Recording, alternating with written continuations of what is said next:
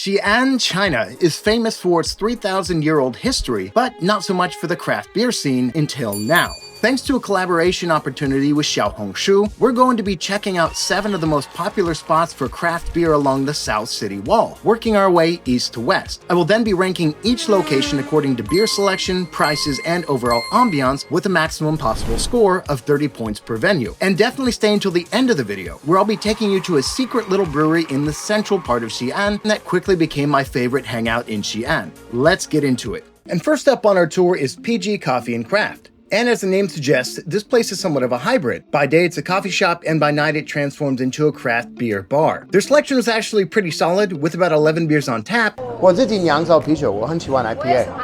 真的吗？还不错，中国人很少喝。对，3杯或者9。就3杯 ，You have a triple.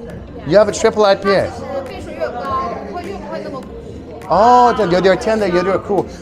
It sounds amazing. I tried their triple IPA, which was surprisingly delicious, even if they don't brew the beer themselves. So overall for the beer, it gets a 7 out of 10. Definitely solid beer list with some unique finds. And as you can see, the ambiance is quite plain. Clean, minimalist, almost sterile, with just one TV in the back and no guests other than ourselves. For these reasons, it gets a 4 out of 10.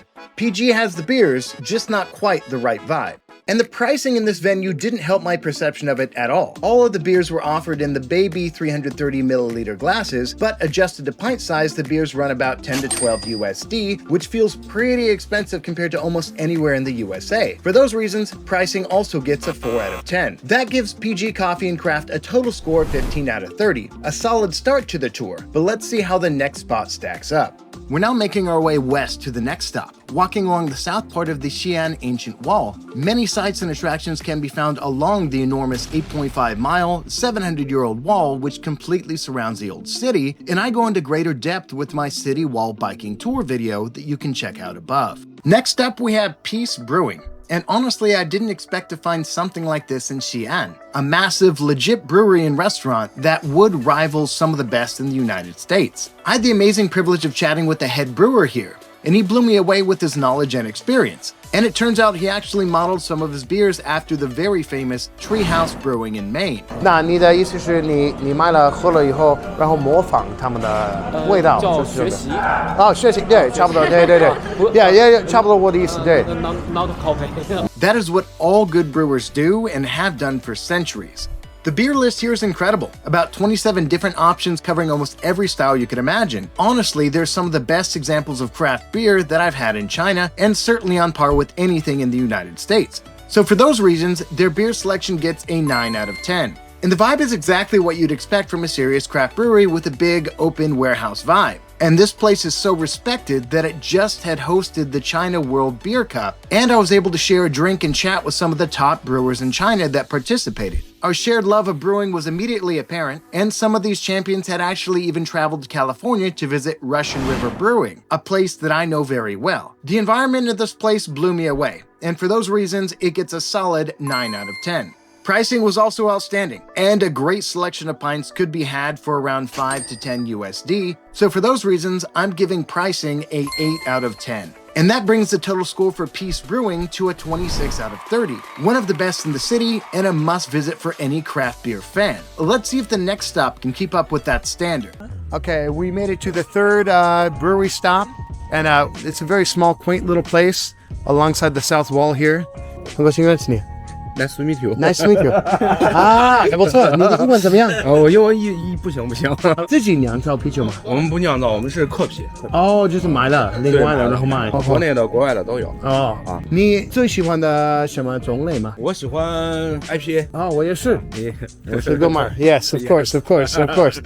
我想尝一尝你们的 IPA。OK， 好。After chatting it up with the boss, we headed into stop 3, Dagu Craft Beer, a small but super cool spot that honestly felt like it was a miniature version of some breweries in the United States, with friends playing on the TV, 80s band stickers on the taps, and even some cheeky English profanities on the wall. And unfortunately, they don't brew on site here, but the owner's got a sharp eye for quality, carefully curating around 15 beers from both China and abroad. Every pour felt very intentional, and the quality of each beer I tried was very, very solid, though the ladies didn't always like the bitter. 但是这个对于我来说就有一点点苦。它的生活苦吗？ They said that this beer is bitter, but no. Our Chinese like more bitter than this beer. And for those reasons, I'll give the beer selection a solid 8 out of 10. If it's not evident, the vibe here is great, and it clearly attracts a true beer-loving crowd. Inside, it can feel a little bit cramped, with seating for maybe 10 people, but there's also a nice outdoor patio that balances it out. For those reasons, the ambiance gets an 8 out of 10. Pricing, unfortunately, is a bit more like PG Coffee and Craft, ranging between $7 to $11 per pint. It's not insane, but it's not great. I'll give pricing a 6 out of 10. So that's Dagu Craft Beer, a small, laid-back place and packed with personality. With a total score of 22 out of 30, it's the kind of place you come to hang out with friends who really love beer. But for our next stop, we're switching gears and checking out a place with a completely different vibe. Our fourth stop was in the middle of a bustling area for nightlife, and it's aptly called Fever Ales and Coffee. It's very narrow, relatively small, brightly lit, tiled in white, and appears to be a very trendy, bustling spot, especially popular with the younger crowds. In fact, when I was there, I ran into another Xiaohongshu influencer who was checking out the spot, and after squeezing down the aisle, we were able to touch base, practice some Mandarin, and talk about the pros and cons of the establishment. And in terms of the beer, here is where things got interesting. Fever Ales actually brews its own unique beers and has more than 15 options, ranging from classic IPAs to some unusual flavors like smoked beer, pepper-infused beer, and even some with cinnamon. It's evident that their beer demanded respect, but the one I had was enough to make me want to visit again to try the others. So I'm giving the beer selection an 8 out of 10. Inside though, the vibe didn't quite click for me personally. It's again more like PG coffee, and I found it very hard to walk, to get up, or to sit down. And with no outside seating, it just didn't seem like a fun, comfortable place that I wanted to spend lots of time in. For these reasons, ambiance gets a 4 out of 10. Pricing was a bit of a mixed bag, but overall pretty good. A few of their specialty beers were super expensive, at around $15 per pint, but many of their pints fell between the $5 and $8 range, which is comparable to the US and pretty good for Xi'an. So for those reasons, I'm giving pricing a 7 out of 10. In conclusion, that is Fever Ales and Coffee, and it gets a total score of 19 out of 30. If you're after inventive, quality craft beer and don't mind the crowds or limited seating, this place is certainly worth a stop. But after a quick visit, every one of us were tired of the noise and eager to get on to the next stop in the beer tour. And right now we're making our way through the very busy Nanmen Market, and it's absolutely wild in the morning as well as the evening, and this place is a legendary spot in Xi'an for all kinds of food, and is definitely worth its own video, which will be coming soon. So be sure and subscribe above and check out the Xi'an playlist so you don't miss any upcoming videos. Our fifth stop is DDS Tap Room, and a spot that immediately gave me San Diego vibes. Outside you'll find a few small tables and director-style chairs, with a big garage door window that opens up to the street. Inside it's clean and modern, with the focus clearly on a brewery atmosphere and the beer. With about 16 beers on draft, we're talking jasmine tea grape wit, kiwi beer, a sugar-free IPA, cucumber kolsch, plenty of sours, and even a kombucha on tap. But unfortunately, all the beers I tried seemed a bit off. So for that, I'm gonna give them a 7 out of 10. The ambiance was also quite strong. It feels kind of like a baby version of a full-scale brewery. The space is small, so it can get cramped, but they're seating inside and outside.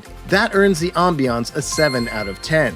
And the pricing here is actually pretty decent as well. All the pours were the same size at 330 milliliters, and that averaged out to be about $6 to $9 per pint, which is definitely good for Xi'an as well as the United States. For those reasons, pricing also gets a 7 out of 10. Altogether, DDS Tap Room scores a robust 21 out of 30, but we still had one more place to check out on our tour.